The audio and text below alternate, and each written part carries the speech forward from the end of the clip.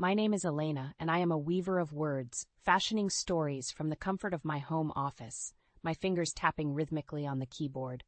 But not always to the satisfaction of my husband, Richard, who sees my freelance work as less of a career and more of a casual hobby to be set aside for household chores.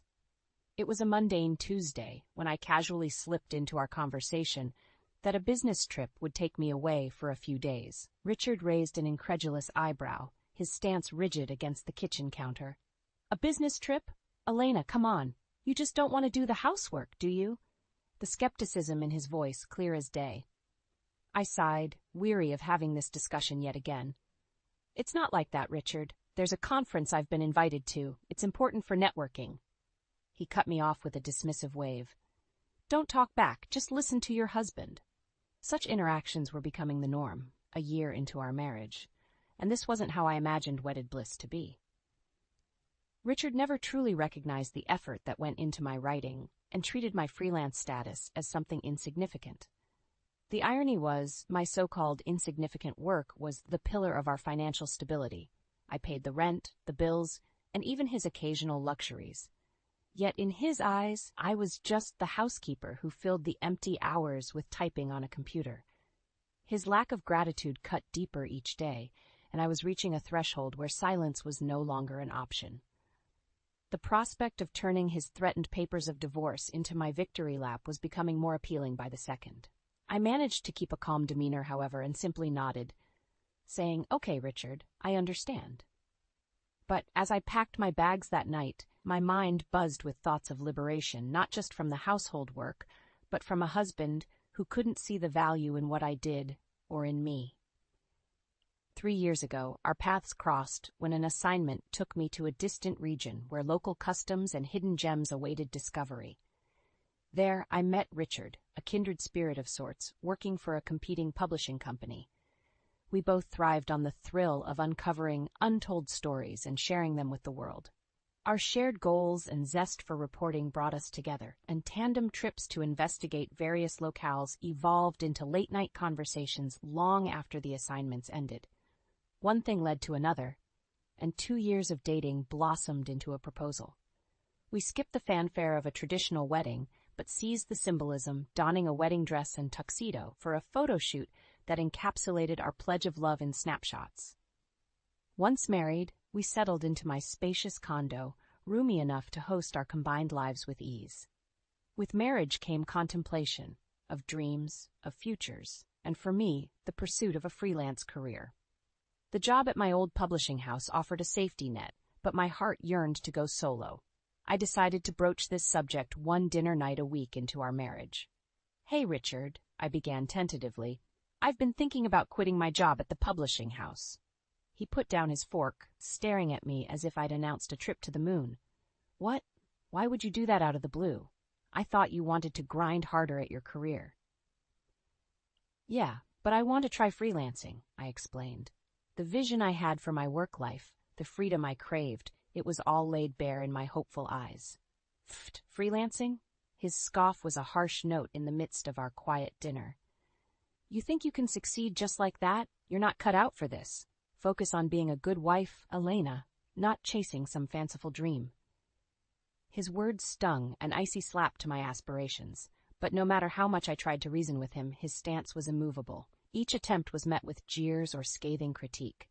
This didn't deter me. Folding my dreams away wasn't an option. With a heart both heavy and ablaze with resolve, I submitted my resignation at the publishing house, choosing the uncertain path of a freelance reporter.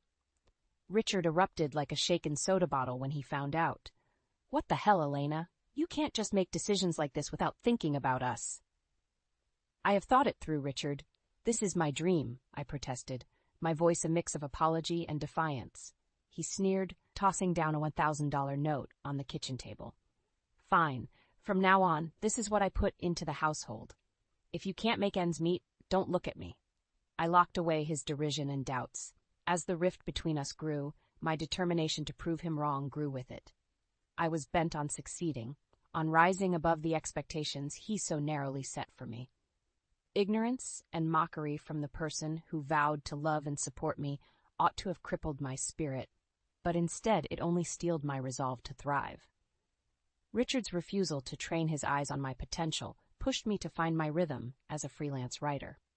The days melted into nights, a blur of words and deadlines, pitches and publications. I submitted articles to different magazines and websites, each byline a badge of hard-fought independence. With steady persistence, direct commissions began to trickle in, then a deluge. I started a blog amid these ventures, composing pieces which resonated with readers far and wide. The small following bloomed into a substantial readership, transforming that side gig into a significant source of income. The meager earnings Richard so scorned had blossomed into a cascade, month by month, until I was making triple what I used to as a salaried reporter. But I kept this to myself, fearing Richard's reaction if he knew I surpassed him not only in fulfillment, but in finance. His continued disdain painted a stark contrast to my reality, where my articles were sought after, about, and well received. A year of marriage had done little to soften him. If anything, it only solidified his expectations of me as nothing more than a live-in maid with a writing hobby. And so I maintained this ruse even as his verbal tirades grew hotter and more frequent.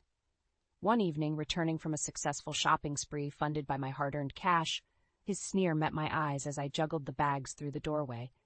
"That's reckless spending for someone who hardly contributes financially," he spat. The sting brought with it an all-too-familiar sense of indignation. "I work for my money," I retorted, irritated. "This is my reward." He threw a contemptuous look my way, gripping an empty beer can with a tightening fist. "Sure, luxury's on my dime, right?" Before I could even protest, he flung the can at me. By some grace it missed, but the message was clear. My time in this house was coming to a close. As I lay awake that night, the sound of Richard's breathing filled the room, like a metronome ticking off the seconds of our dwindling marriage. His outburst lingered, the scent of spilled beer on my new dress, a pungent reminder of how far we'd strayed from the partners we'd pledged to be. I reflected on the growing divide between us. My career took off, and my spirit soared with each article I penned. But to Richard, I'd become less an equal and more a nuisance, someone who somehow couldn't fulfill the simple duty of being a traditional housewife. My schedule was built around his whims. If I came home past the curfew of his creation or didn't have dinner waiting, his rants would fill the evening. This imbalance couldn't continue. It bred a resentment that gnawed at my heart each day, a crushing sense of isolation paired with these oppressive conditions. Field reporting overnight was forbidden by Richard's decree, as he maintained a bizarre hold on my movements. I adhered to his nonsensical rules, even as they strangled the freedom and spontaneity my job required. I had to keep the peace in our household. Richard worked in an office, adhering to a structure he understood, while I worked with the freedom he envied and perhaps resented. I treaded lightly, not wanting to fan the flames of his insecurity. Yet, amidst this tiptoeing, I continued to build a life for myself with words crafted out of truth and passion. Despite the escalating home tension, my reputation in the freelance world flourished. Demand for my writing surged, and my bank account, a secret I held closely, reflected the fruits of my labor. I carried the financial mantle with ease, a fact unknown to Richard, who languished in his ignorance. I buried the truth deep, wary of his jealousy and knowing full well it would only fuel his disdain. But this facade couldn't last forever. My resilience was waning, and the final straw lay just beyond the horizon. The phone rang, its piercing tone slicing through my concentration. On the other end was a representative from the publishing company that had become a staple in my list of clients. They had an assignment for me, an in-depth feature on the aftermath of an overseas natural disaster. It was an opportunity I couldn't refuse, a story that needed telling, and one that I felt drawn to narrate. But this trip would break Richard's cardinal rule. I wasn't to be away overnight, let alone for an extended period. As I rehearsed my explanation, I could practically hear the combative notes in his reply waiting to be unleashed. When the moment came, his response was as predictable as I'd feared. "A business trip? Are you serious? You're dodging chores now, that's what it is." His eyes bore into me, disbelief and accusation rolled into one hard glare. "It's not like that, Richard," I pleaded. "This is a significant assignment." But he wasn't having it. Instead, he threw absurd assumptions at me, painting me as a deceitful slacker beneath the guise of a hard-working journalist. His words became background noise as a plan began to form in my mind, a way out of this repetitive cycle of accusation and defense.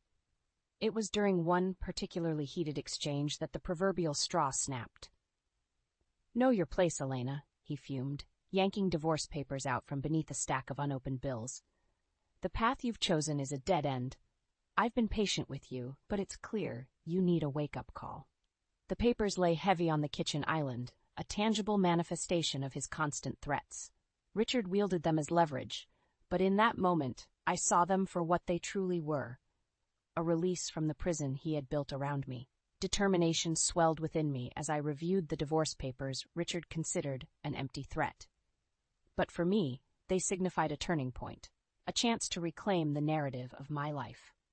I hastily filled out the paperwork, signed them with a finality that felt like a breath of fresh air, and submitted them to the courthouse. Simultaneously, I arranged to end the lease on the condo that had become a battleground rather than a home. The world awaited, and I wouldn't be tethered any longer.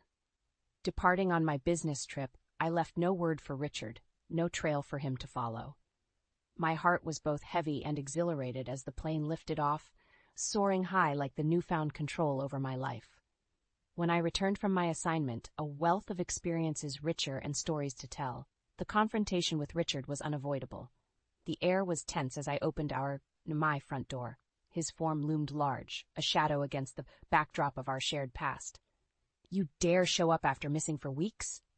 Richard's voice erupted, a thunder of outrage and confusion. "I had to attend to overseas." I countered with a practiced calm. He laughed, a hollow, bitter sound. "Work? You can barely manage local stories. Don't pretend you're someone of importance." I saw in his eyes an unwavering superiority, an obstinacy that rejected the notion of my success. So I laid bare the truth I'd been guarding. "Actually, I've been earning a substantial income, 5 times what you make." His face drained of color, his posture deflating as the reality of the situation settled upon him. And when he lunged forward with fresh divorce papers, I knew my chance had come to reveal my trump card. "Sign these," he demanded, voice trembling. "There's no need. I already filed for divorce 2 weeks ago." I stood tall, feeling the last of my bindings to him unravel. His jaw slackened as understanding dawned upon him. "You filed for divorce? But why?" "Because, Richard, you presented them," I snapped. "You never wanted to be with someone like me, someone ambitious, and now we're free to go our separate ways." "What will I do now?" he stammered, lost. "You'll move out," I answered coldly. "This is my place now." My firm words ushered him out of my life, out of the door, and into the uncertainty he had never contemplated. Shoulders slumped. Richard was finally gone, and with him the heavy shroud of oppressive dominance that had filled our home. In the quiet that settled like a soft blanket over the newly empty space, I could finally breathe. I learned of Richard's struggles through mutual acquaintances, his meager lifestyle, constrained finances, and the unyielding reality of living within one's means. He now resided in a modest apartment, miles away from comfort or excess, a stark contrast to his previous existence. My own journey was a different tale. I had invested in a new condo, a sanctuary for me and my thriving career. The move was seamless, and life had never tasted sweeter. The article on the natural disaster made waves, earning me recognition among my peers and further solidifying my reputation as a freelance journalist of note. The blog, now a cornerstone of my income, flourished with engagement, and I found joy in the interactions with my readers. Each comment, each shared story was a testament to the decision I had made, a leap into authenticity. My days danced with deadlines and drafts. I thrived in the exciting chaos of freelance work. No longer bound by Richard's restrictions, I accepted assignments that resonated with my interests and passion. The stories called out to be told, and I was their willing scribe, penning narratives that connected, educated, and stirred the heart. And in this sunlit room, surrounded by my words and the peace that had eluded me for so long, I knew that this, freedom, fulfillment, the power of my own voice, was where I should have been all along. I wrote on, dedicated to the craft, newly alive to the possibility that my work, my dream, was not only viable but vital and entirely mine to shape.